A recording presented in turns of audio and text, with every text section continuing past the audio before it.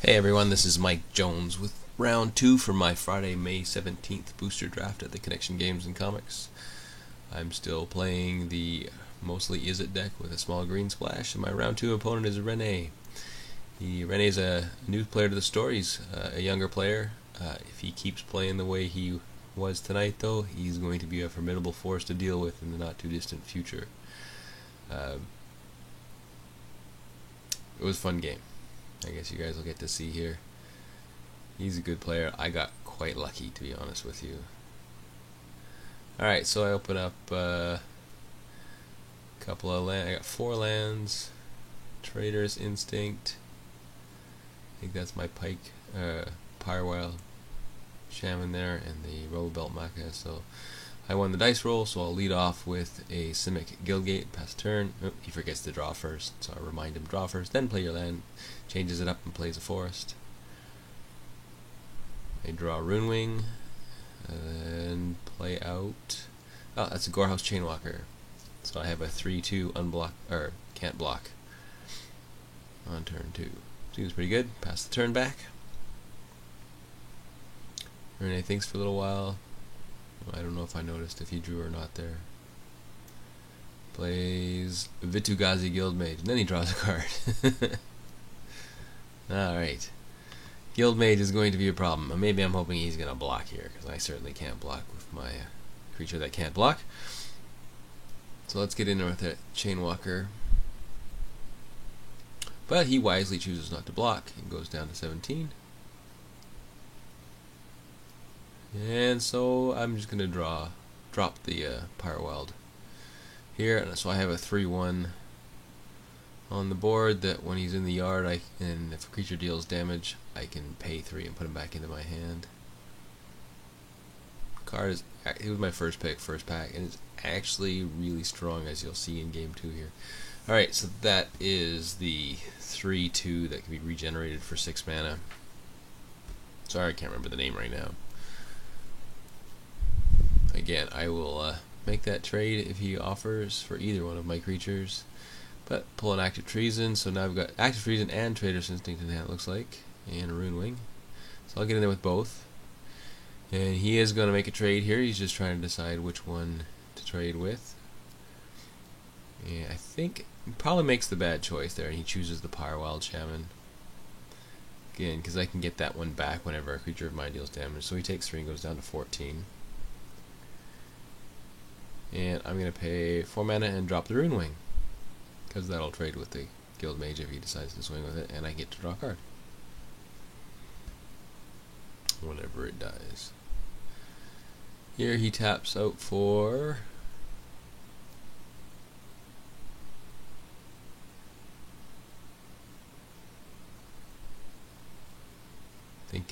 thinking. And I apologize, Rene, if you're watching this video. I couldn't figure out how to get my software to put the accent in your name. That, I believe, is a Knight of Obligation. Kind of hard for me to see on my screen.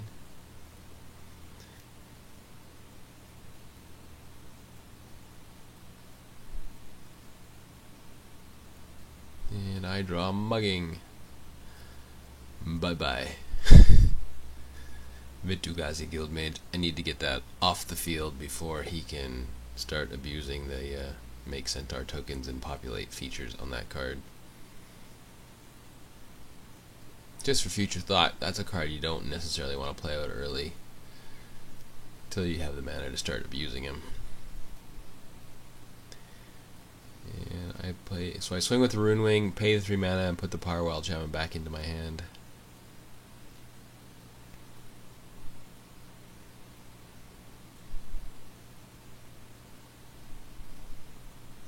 And now we're looking down the barrel at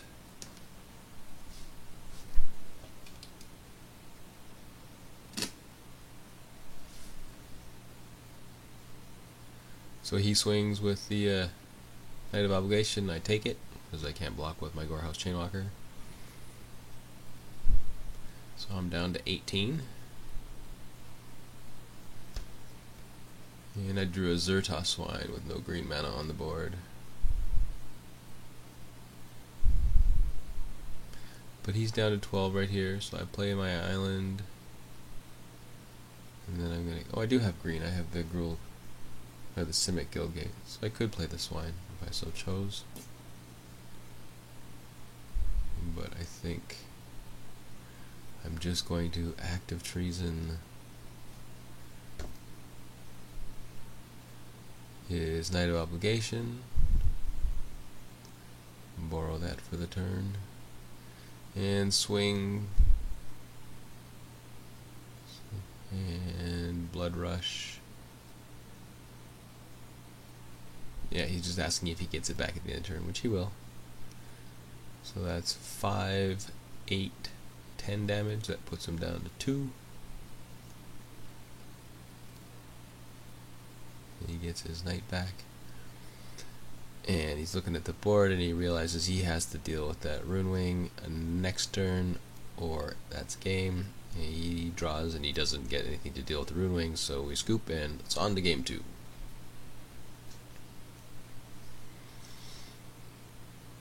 Alright, so I cut out the shuffling for you. Cut his deck for him. He's gonna cut my deck.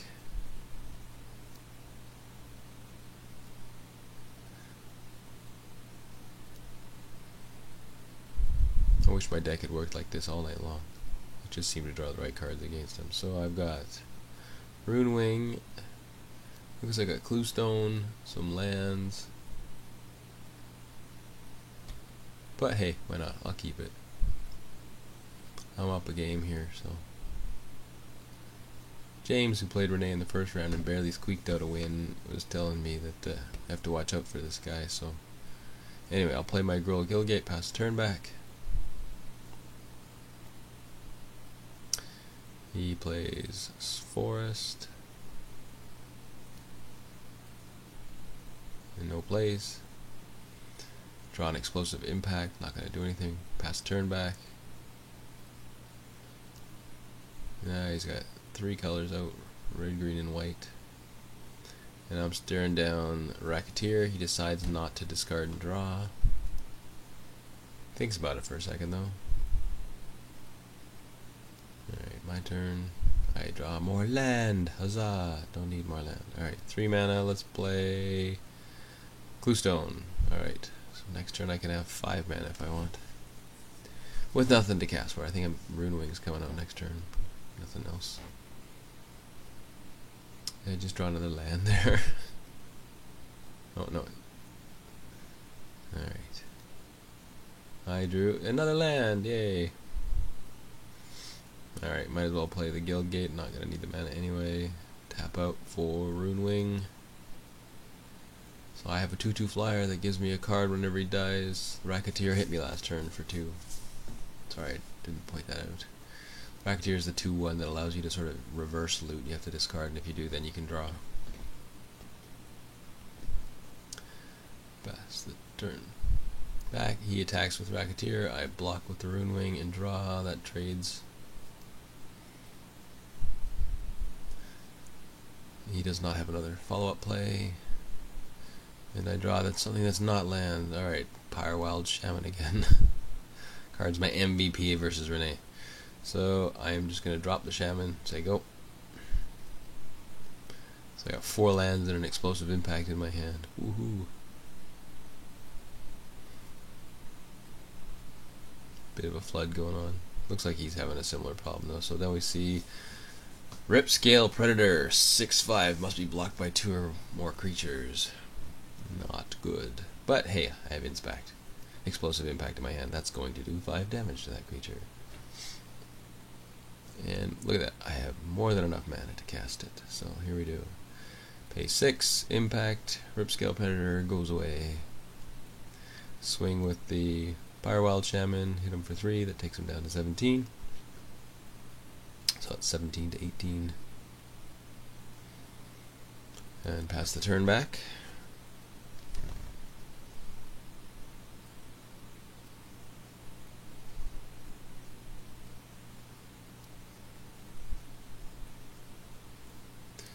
And he casts out, I believe that is the Emerus, the 5/7 creature tokens Can't be dealt damage card. And now I draw the cancel. And I pass the turn back. There's no use bashing into that. Massive rating it for 1, not going to do anything. He plays another land, so he's got gobs and gobs of mana. Looks like he's only got 1 green mana available right now, though. And now he casts. And I cancel it. I think that was a Courser's Accord there. Nope. Not allowed. Like I said, that was a sick top deck drawing the cancel right there. And here I get Homing Lightning. Alright, so for future reference, Rene, I even mentioned this to you in the match, I think. If I attack and make it look like a really stupid attack, that means I have a trick in my hand. He asked me to see if he can block that. I say, yeah, sure you can. So, bye-bye, Pyrewild Shaman. He thinks about it for a minute, then decides he doesn't really want to take the damage. There's me indicating that I have 3 cards in hand and I'm going to do something. Alright, so he blocks, and I'm going to cast Homing Lightning here, which I just drew. Another really good top deck to deal with that 5/7 that was going to be very difficult to deal with otherwise. So I'm sitting on a massive raid on an island and no creatures on the board, but I'm not facing down a lot of pressure on the other side of the table, so I'm not too worried. And what? Feral Animist and the 3/2 guy that gets regenerate?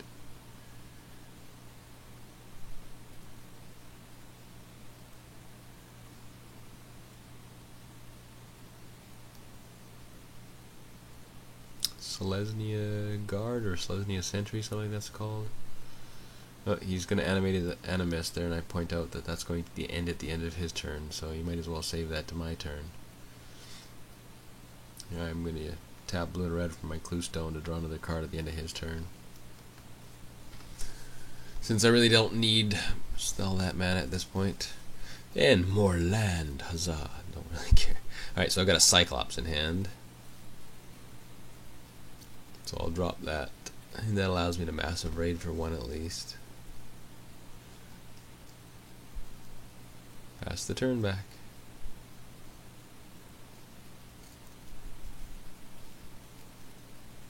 And he drops out. What is that card? Can't make it out.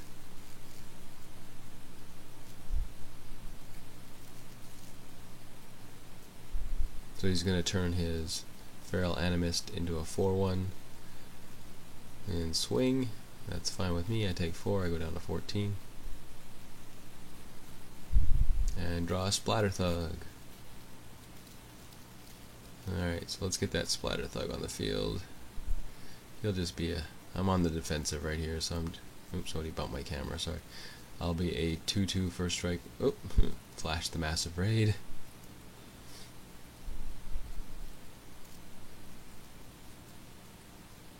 And I'll play the massive raid, dealing 2 damage to... Oh, that was the Guild Mage. That was what that was. The Vitu-Ghazi Guild Mage. Yeah, no, I can't let that hang around. And that turned my Cyclops on, so I can swing as a 4/4. He doesn't have enough mana to regenerate his Sentry, so he just chumps, I think. No, he decides not to. He's asking about how regenerate works. If it goes to the yard, you can't regenerate it from the yard, I say. So if it's on the table, you can regenerate it, but you need the mana to do so. So he just decides to take it there. And because I dealt damage to a player, that means I can get my Pyrewild Shaman back, so I put that back in my hand. Card is so good.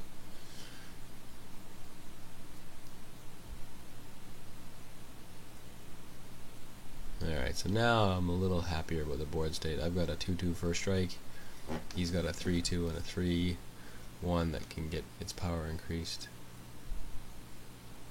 The Feral Animist, that's the one, if you don't know, you pay 3 mana and it gets +X+0, or X is its power. So it starts out as a 2/1, I believe, becomes a 4/1, and then becomes an 8/1 if you have 6 mana. Until end of turn.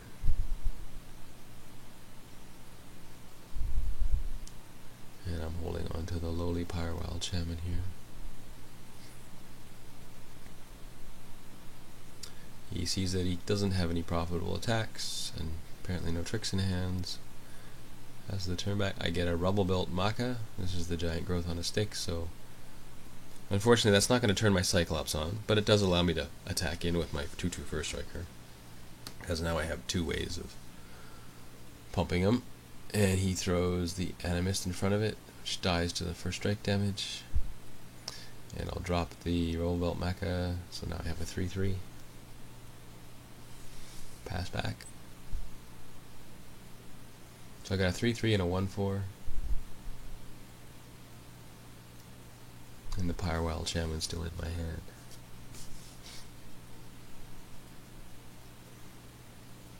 And he drops the Thrashing Moss Dog, 3/3 reach scavenge creature.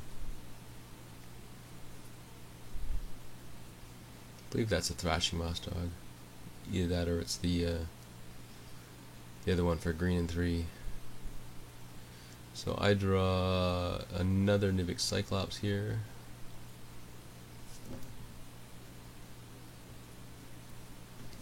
Thinking.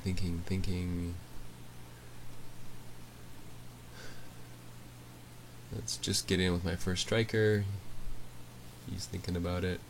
I point out that I returned the Pyrewild Shaman to my hand already, so he should know that I have that.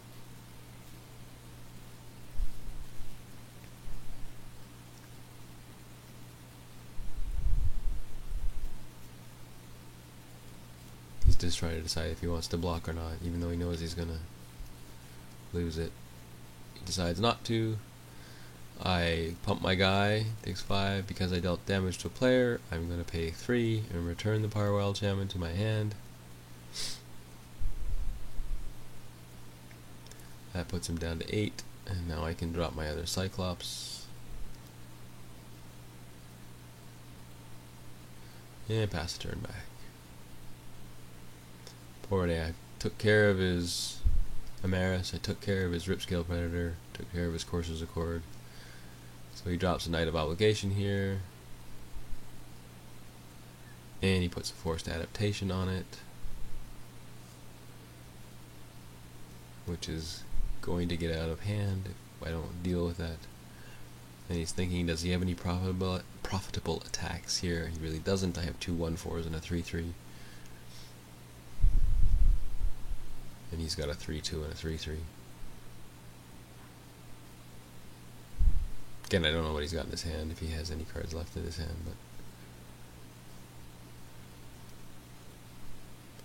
but I'm assuming he's thinking about it. Now he's looking at it going, yeah, no, probably. No, not going to send him in. Don't worry, Renee, these decisions get easier and faster the more you play. Alright, so he passes the turn back to me. And I draw Trader's Instinct, which is pretty much just game at this point. Because I'm going to borrow that Knight of Obligation. It's going to turn on both of my Cyclopses. So now I've got a 4/4 Vigilance Knight. Two 4/4 Cyclopses that can attack as if they weren't defenders. The 2/2 First Strike and the 3/3 and a Pyrewild Shaman in my hand. He's asking why the Knight of Obligation is a 4/4. Trader's Instinct gives it +2/+0 and haste. So I swing with the team. He does not have enough blockers, unfortunately, to deal with that, because that's a total of 4, 8, 12, 14, 17. He can block 8 of it. He's still going to take 9. So we go through the math, and Rene looks at his cards and tries to decide if he's got any outs here. Takes him a second. He realizes that he's not going to be able to pull it off. But thank you for the games, Rene. It was quite enjoyable. It was going to be my one win for the evening tonight. I don't think I made any major play mistakes there, and I got super lucky top decking the cards I needed against you just at the time I needed them.